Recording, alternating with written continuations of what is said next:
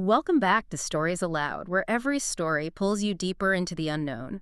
Today's book is Never Lie by Freida McFadden, a psychological thriller set inside a house that refuses to stay silent. One night, one storm, and a truth that should never have been uncovered. And that summary really nails the feeling, doesn't it? This isn't just Yeah. about a crime. It's about being trapped in a world where you can't trust anyone or anything. And the whole journey starts with this one cold scientific idea that the main character, the missing psychiatrist, built her entire life on. Okay, so let's jump right into that because we're starting with the core psychological foundation of this entire story, and it comes from this vanished psychiatrist, Dr. Adrienne Hale, and her one deeply cynical belief: everybody lies. Yes. And that just immediately sets the tone. It tells you that no relationship, no confession, nothing can be taken at face value in this book. And it's not just a feeling she has or a philosophical idea. She backed it up with data. To really get inside Adrienne Hale's head and understand the lethal traps she ends up creating, you have to start with her foundational experiment, the broken vending machine. Right, the vending machine test. This is so fascinating because it wasn't some, thought exercise. It was a real rigged scenario she set up just to see what people would do when given a tiny opportunity to be dishonest. Yeah. Can you walk us through that? Because the setup and especially the result are just crucial. Of course. So imagine a normal vending machine, but this one's been deliberately broken. You put in $1, you pick your candy bar, and it gives you the candy, but then it also spits your dollar right back out. To free candy. Free candy, exactly. And right next to the machine, there's a big sign, a really obvious one. And it says, if there's a problem, please call this number to report the malfunction. It's the simplest test of honesty you could possibly design. Just make a quick phone call or take the free Snickers and walk away. And what makes this so important to the story is the brutal clarity of what happened. It was absolutely defining for her. The result was a total 100% absence of integrity. Over every single time they ran this experiment, 0 calls were made. Zero. 0. Not a single person called the number. No one reported the error. Every single person prioritized the tiny gain of a free candy bar over Yeah. doing the honest thing. Wow. That number, that's staggering. And you can see how that would completely warp a person's worldview. It's what turns Adrienne from just a regular psychiatrist into this expert convinced that everyone is fundamentally duplicitous. Absolutely, because if your core belief is that 100% of people will cheat a system for something so small, you're going to build your life around that fact. It explains her isolation, her skepticism, and it definitely justifies the really controversial professional methods she used. She saw it as hard proof. And this belief is what she uses to sort of elevate her own status, right? She felt she was better at spotting lies than any machine. Oh, absolutely. She was famous for it. She would detail all the little tells she thought were way more reliable than a polygraph. She talked about, fidgeting, how liars can't stay still because of the cognitive stress. And their voice changes too, she said. Right, their voice patterns. Yeah. The pitch gets a little higher, or sometimes it goes completely flat, like they're trying to control it. Mm-hmm. And the third tell, which I think is the most interesting, is the babbling. The over-explaining. Exactly. She argued, liars give you way too much detail. They bury the lie under a mountain of context you never asked for, almost like they're trying to convince themselves as much as you. And she'd contrast this with, a standard lie detector. She was very dismissive of them. She'd point out that even the best polygraph has a 25% error rate, a 1 in 4 chance of getting it wrong. In her mind, her trained eye, her intuition, was basically infallible. But that's the setup, isn't it? This belief in her own invincibility, her ability to read everyone, becomes the very thing that leads to her downfall.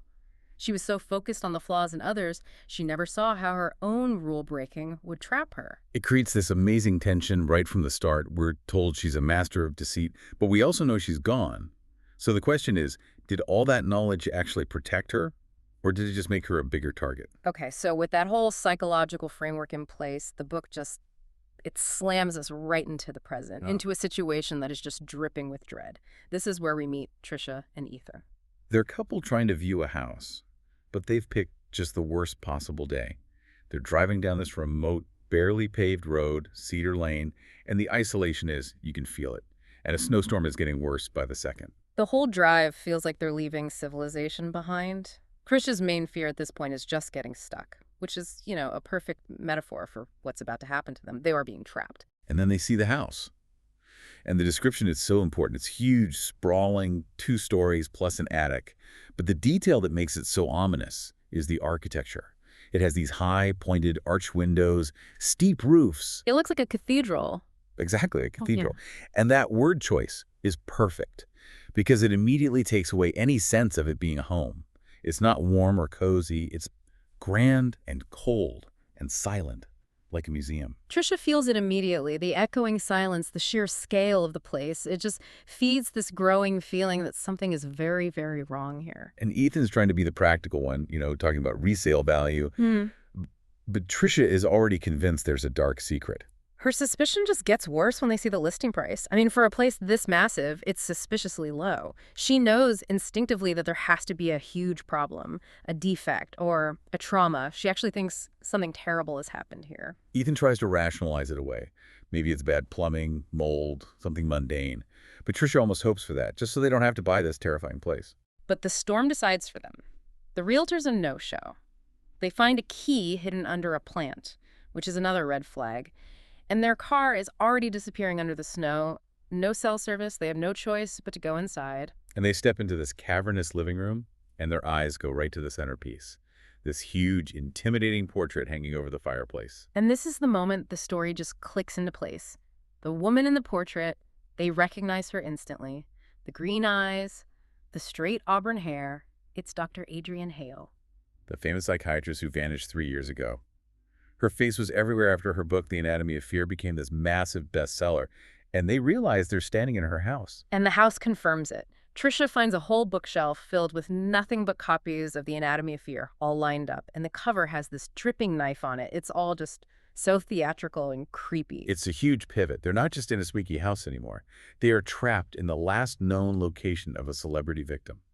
And crucially, her body was never found. The case is still open. Right, and that immediately sets off Ethan's cynical, statistics-driven mind. He jumps to the most likely conclusion. He says her boyfriend Luke Strauss must have done it. He was some kind of tech guy. And Ethan immediately pulls out that horrifying statistic that up to 70% of women who are murdered are killed by their intimate partner. It's a really interesting character detail for him so early on. He thinks in terms of these dark statistics. It really colors how you see him and their relationship moving forward. But then the house, which is supposed to have been empty for 3 years, starts to tell a different story. And the tension shifts from this old historical crime to a very active present danger. Trisha starts noticing things, little details that don't add up. It's the kitchen where it all unravels. Yeah. Ethan opens the fridge and finds cold cuts, bologna. Trisha just assumes it's ancient, leftover from 3 years ago. But Ethan, being the practical one, he checks the date. And the expiration date is a week in the future. Yeah. Someone's been grocery shopping very recently. The idea of this freezing, abandoned house being stocked with fresh lunch meat is just so deeply unsettling. And then comes the real kicker. The half-drunk glass of water on the counter. It hasn't evaporated. It was left there a short time ago. Someone was in that kitchen drinking water, and they just left.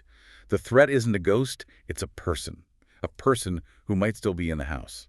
So now they're trapped by the storm, and there's potentially a squatter, or worse, hiding somewhere in this massive building. They have to search. Ethan grabs a huge serrated knife from a butcher block. It's their only weapon. And the search takes them upstairs to the master bedroom. Yeah. And in the closet, Trisha finds these rows of incredibly expensive designer clothes, Gucci, Versace. And this is where she makes a very telling judgment call about Adrienne's fate. She sees this beautiful white cashmere sweater, and her conclusion is that Adrienne must be dead. Her reasoning is just so materialistic and chilling. She says, no woman would voluntarily leave here without taking this gorgeous sweater with her. For Trisha, abandoning luxury fashion is the ultimate proof of death. It's a fascinating insight into our mind. It really is. So they haven't found a person, but they've confirmed the house isn't just a relic. It's an active scene. And that is the perfect moment to rewind and figure out who this woman actually was. Not the ghost in the portrait, but Adrienne Hale, the architect of this whole lethal trap. We go back 3 years to Adrienne's before narrative, and we learn her isolation was a choice. She lived alone in that giant house, which was also her office. Her defining trait was this deep cynicism. She hated small talk, especially the question, How are you? She said it was meaningless, right? Because no one wants the real answer and no one gives it. And her isolation was almost a risk management strategy. She even brings up that 70% statistic again, saying a live-in boyfriend was a bigger statistical danger than a random burglar. Exactly.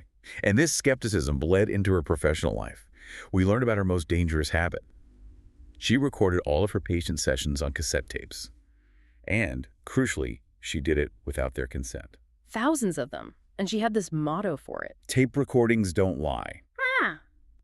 She believed written notes could be biased, but a tape was the absolute truth. It captured every hesitation, every shift in tone. She was basically building this secret archive of human pathology. But in doing so, she created this massive ethical and legal vulnerability for herself. I mean, just imagine what was on those tapes. And she was pretty dismissive of most of her clients. She saw them as mostly just spoiled or unfulfilled, but she made one exception. A patient she really disliked but agreed to see anyway. A man named E.J. Edward Jameson. And he was, what, a textbook case for her? Oh, a classic. She diagnosed him immediately with narcissistic personality disorder, NPD. And you really have to understand what that means. It's this inflated sense of self-importance, a constant need for admiration, and a total lack of empathy. So he wasn't there to get better?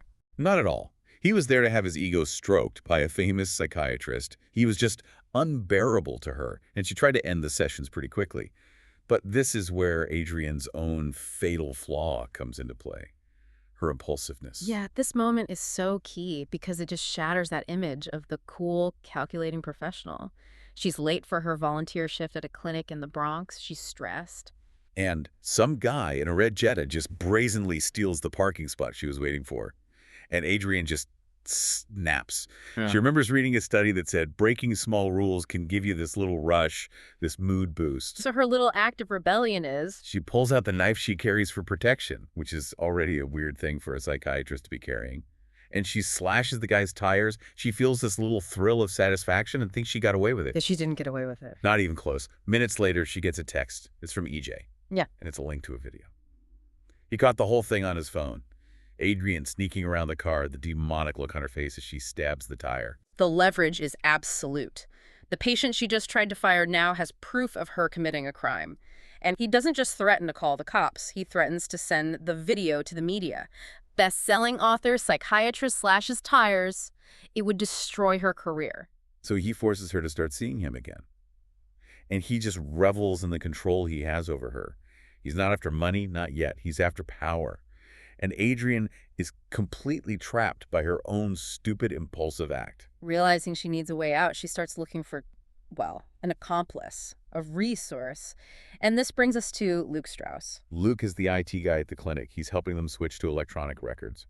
Adrienne finds him attractive, but her approach is 100% strategic. She uses psychology on him. She does. She wears a red dress, remembering a study that said men are more attracted to women in red. And she gets his attention by telling him she needs a security system for her giant remote house. But the irony is, she doesn't actually want security. No. She wants a camera pointed at her own front door so she can watch who's coming and going. Specifically, she wants to monitor EJ. She needs a tech genius she can control, not a professional company. And Luke, who's flattered and attracted to her, agrees to help. And once he's installed the system, she pulls her classic move. She forces him into an impromptu therapy session on her office couch. She calls it the Dr. Adrienne Hale experience. It's her way of digging for his vulnerabilities. And he reveals two really important things during this session. He does. First, that he used to be a hacker, got into some trouble, but avoided a record.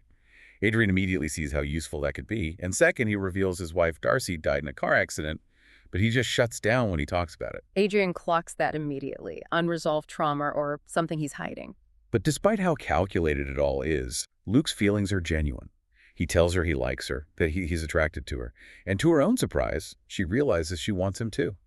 And they cross that line. So he becomes her boyfriend, but the entire relationship is built on this foundation of her needing him to solve her EJ problem. Exactly. It gives you the full, complicated picture of Adrienne.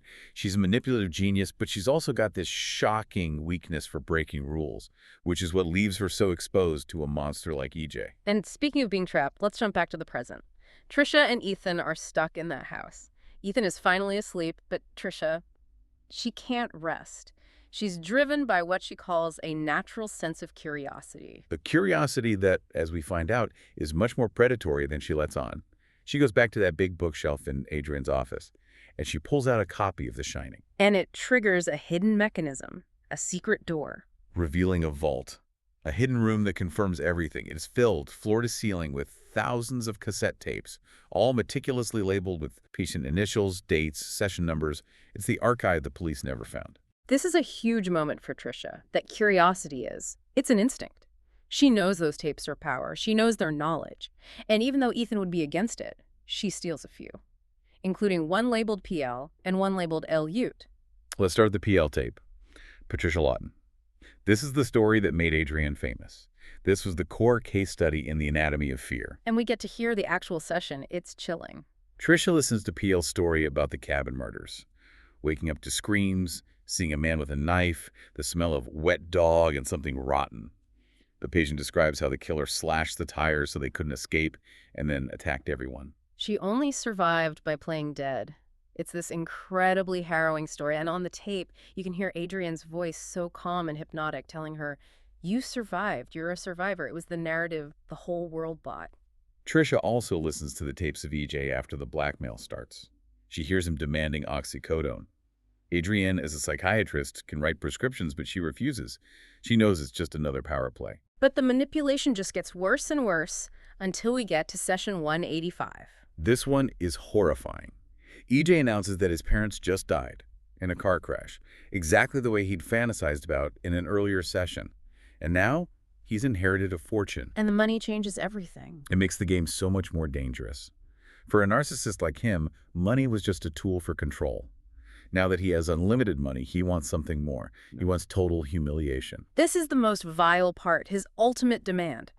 He tells Adrienne she has to strip naked and submit to anything I want to do to you.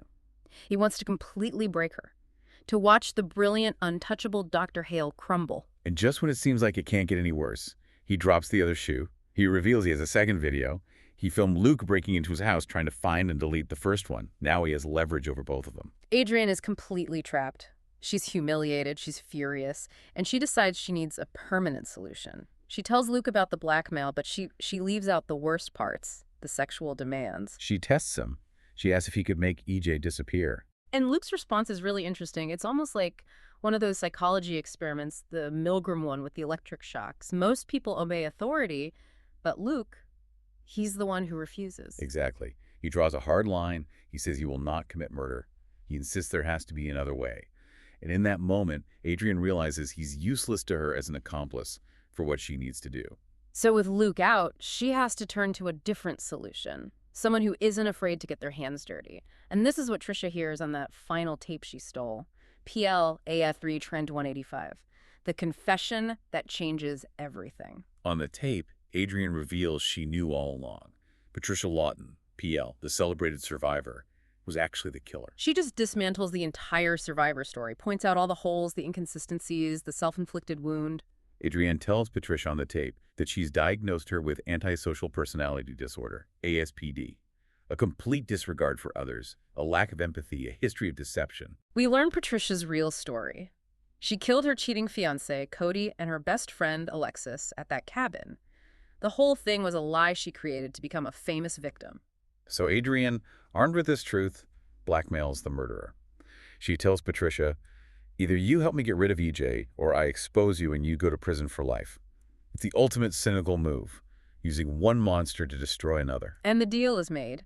Patricia Lawton, the woman we know as Trisha, lures EJ out of a casino. She uses his own sick fantasies against him, wearing a tight red dress, just like Adrienne did with Luke. She drugs his wine, ties him up, and delivers him back to Adrienne's house. And Adrienne takes control. She takes the screaming, panicked EJ and seals him under the floorboards in her office with duct tape, cutting off his oxygen and ensuring his silence forever, all to protect her reputation. Adrienne still disappeared right after that. Which brings us back to Trisha and Ethan in the present, trapped in that house during the storm, about to make the discovery that ties it all together. Exactly. When we get back to them, Trisha's just found a clean sleeping bag in the attic. Definitive proof someone has been squatting there. And she draws Ethan's attention back to the office. She pretends she lost her engagement ring, gets him to help her move the huge leather sofa. And as they move it, they see it. The faint outline of the hidden panel on the floor, the one Adrienne used. And Ethan, against all better judgment, He opens it, and there's a body. And in that exact moment of pure terror, a voice yells out, "Hey! Anybody there?" It's Luke Strauss. He'd been tied up by Trisha earlier, but got free, and he was watching them the whole time. All hell breaks loose. Ethan immediately thinks Luke is the killer and attacks him with a knife, tying him up again, this time with way more tape. But Luke is screaming that the body under the floor is not Adrienne. He points to the closed blue jeans, which he says Adrienne hated. He confesses he was just squatting there trying to find out what happened to the woman he loved after the media destroyed his life. His story is actually heartbreaking, but Ethan is too far gone. Trisha, though. Trisha sees her chance. She knows they can't call the police now. She needs leverage over Ethan. And she uses the tapes. She brings up his mother, G.W. Gale Wiley. Trisha reveals she heard the tapes of his mother's paranoid sessions. She heard G.W. accusing her own son, Ethan, of wanting her dead for the insurance money. She throws his deepest, darkest family secrets right back in his face. And Ethan he breaks. He confesses it all. That his mother was a cruel alcoholic who tormented him, and one night when she was drunk, he pushed her down the stairs. He killed her and made it look like an accident. It's the ultimate dark bond between them. They're both killers. And Trisha, now that she has his secret, she drops her own final bomb. Her double confession. She tells him flat out that she is Priscilla Lawton, the cabin murderer, and that she's the one who killed Adrienne Hale to make sure she could never talk. This is the moment you realize the true monster of the story. And Trisha doesn't apologize. Yeah. She proposes. She tells Ethan they're soulmates, bound by murder. They can start a new life right here in this house. And Ethan, already a killer himself, he agrees. He looks at Luke, the poor guy tied up on the floor, and sees a liability, a witness. And by the way, the body under the floor as EJ, Luke was telling the truth. But the truth doesn't matter anymore. Ethan, now Trisha's accomplice, takes the knife and kills Luke Strauss. He silences the last witness, sealing their dark pact. So what does that new life look like? The book jumps forward 2 years. Trisha and Ethan, now using the last name Lawton, bought the house. They paid full price quickly to avoid any more questions. And they've created this picture-perfect family life inside the House of Horrors. The empty cathedral is now filled with children's toys. They have a daughter named Delilah, and Trisha's pregnant again. It's the suburban dream, built on a foundation of bodies. They even kept some of Adrienne's furniture, like the sofa that covered the grave, but they got rid of the portrait. They tried to erase her ghost, but her secrets are literally what holds their life together. And Ethan works from home a lot, and he tends to the garden. And the garden is maybe the most chilling final image in the entire book. Trisha, always the planner, looked up a grim little scientific fact about decomposition. She learned that for about a year, the grass over a dead body won't grow well. But after that, the nutrients, they enrich the soil, and the grass comes back even better than before. And this one lush green patch of their lawn confirms it. That's where Luke Strauss and Edward Jameson are buried. The fertile ground for their new family life is literally their victims. And the final ultimate secret is revealed. Neither of those bodies was Adrienne Hale. Trisha was smarter than that. She buried Adrienne's body hours away, somewhere it would never be found. It's the final twist. Adrienne, the master manipulator, thought she could control a killer, but the killer was better at the game than she was. Patricia Lawton, Trisha, outplayed her completely. And now Trisha is happy. She has the perfect husband, a man who shares her capacity for violence. And she's ready to do anything to protect her new life, remembering the final chilling lesson that Adrienne taught her. The only way two people can keep a secret is if one of them is dead. That thought just hangs over everything. Their entire charmed life is just a system of threat management. They are forever bound by their crimes, and they have to be ready to eliminate any new threat that comes along. The cycle isn't over. It's just their new normal. Never Lie reminds us that the most dangerous secrets aren't hidden, they're recorded. When the truth finally speaks, it doesn't whisper, it shatters everything. If this story kept you on edge, share it with a fellow thriller lover and subscribe to Stories Aloud for more chilling tales. Until next time, keep listening.